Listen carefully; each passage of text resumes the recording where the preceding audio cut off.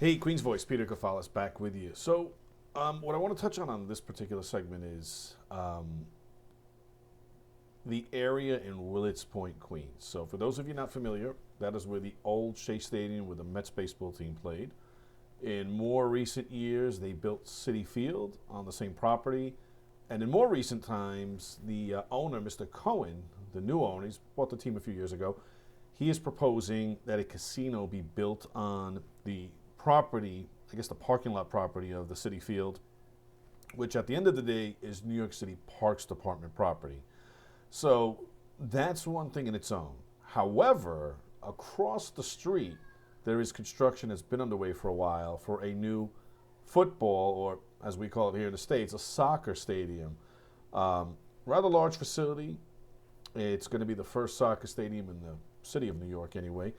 And in order to have done that, one of the prior mayors, Mike Bloomberg, had started to basically get rid of all the junkyards, the auto repair facilities, glass, electricians for cars. Basically, it was a place that you could get used parts, and you could get mufflers, you could get a tune-up, an oil change, buy tires. It's basically a place if you were looking for something for your car. There were a few other businesses there. There was a spice company, I think, that's gone, and some other bit. But I would say 99% of that area was strictly, automotive related.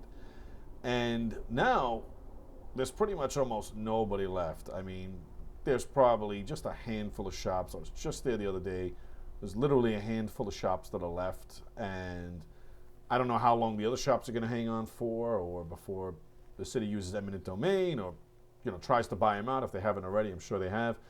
But it just goes to show that there is a war in New York City on vehicles, on people who are drivers. What do I mean by that?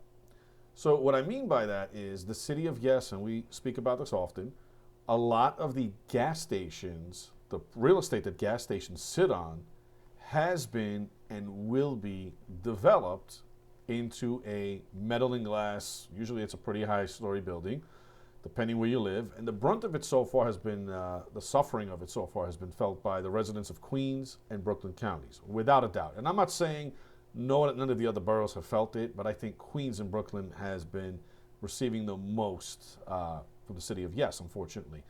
So if you eliminate a lot of gas stations, you make it harder to get gas or diesel or ethanol, whatever your vehicle is running on. You're taking away a lot of spaces, because a lot of those places, when they build, there's no contingency to adequately upgrade infrastructure, parking spaces included. So you have less places to park. And we're all paying taxes on our license plates. We're all paying taxes on insurance. We're all paying taxes on gasoline. We're all doing our state inspection every year, our registration every couple of years. And the city and state are making a lot of that money. So I believe it's not just a war from the city, but it's also a war with the governor, Hapless Hochul, as I like to call her, because she wants to push this 2030, we have to buy an electric car. There's no choice. I thought this was America.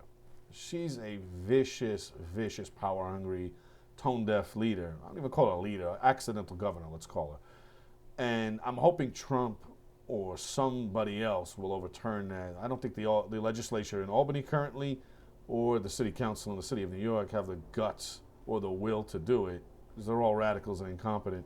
But we can always hope that Trump will stop this.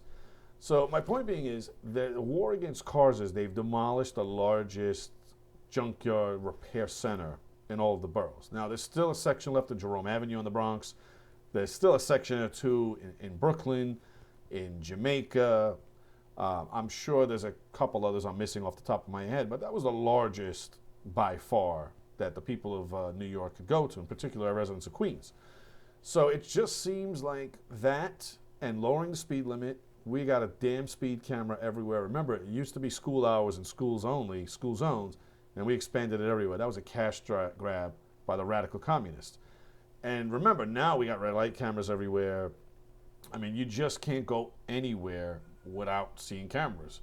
It's not a safety issue. They don't care about safety. They care about money.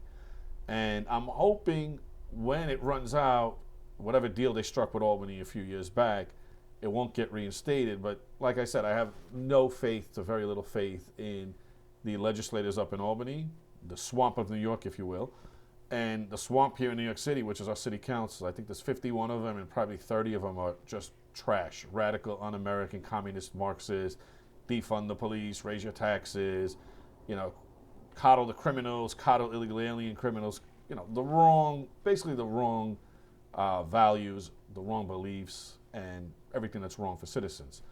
So the war here on cars is continuing. We have major thoroughfares that have been turned into pedestrian hangouts, if you will. 34th Avenue, Jackson Heights, between Northern Boulevard, right off Junction Boulevard.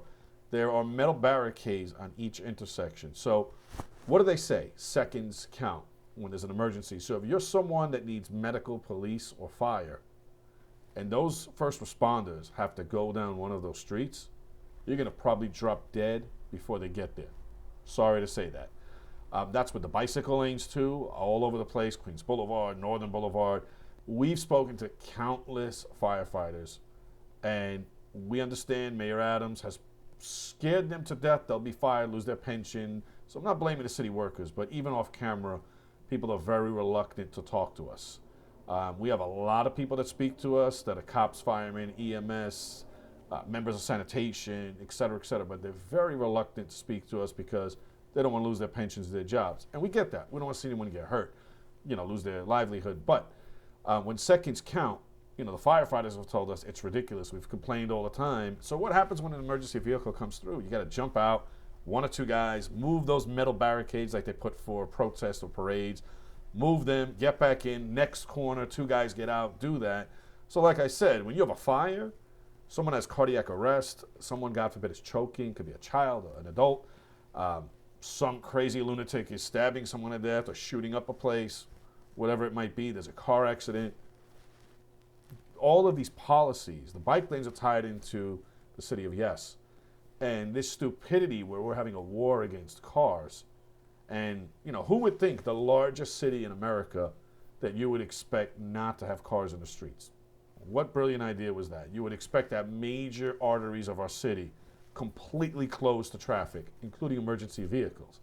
So I just wanted to touch on that. If you live in New York City and you have a vehicle, you spend a lot of money on that, and that the elected officials have started a war on cars and a war on those of us who drive, and this is going on for years already. So I think it actually started around when we had dictator Bloomberg, Comrade de Blasio, and obviously our do-nothing Mayor Adams, our current administration. So it's got to stop. We have to do something. We're paying a tremendous amount of taxes as drivers. Like I said, gas, inspections, registration, insurance, so on and so on. But yet we're being marginalized and we're basically getting screwed every day, every which way you can put it. So I don't know what can be done other than voting out the current garbage that runs this city and state. And I refer that to most of the city council, Mayor Adams, and next year, 2026, we're going to get rid of hapless Hochul. So be cognitive of who you vote for, folks. The folks that are in power right now in Albany and in Gracie Mansion do not have our best wishes. All their policies hurt us. They're tone deaf, completely misaligned with what should be happening. So I just want to touch on this because this is something I have not heard a lot about. And last but not least, congestion pricing. Another dagger thrown at drivers to squeeze money out of them. It almost seems like they're trying to make having a vehicle in this city so cumbersome and so expensive that we give up. But I don't think they realize if they were able to achieve that, they would lose such an amount of revenue. What would they do then? Congestion pricing for walking out of your house and using a public sidewalk? I mean, think about it. They're just complete idiots. Their entire logic is just backwards. Anyway, this was a little segment I wanted to talk about the war on drivers and cars here in New York City.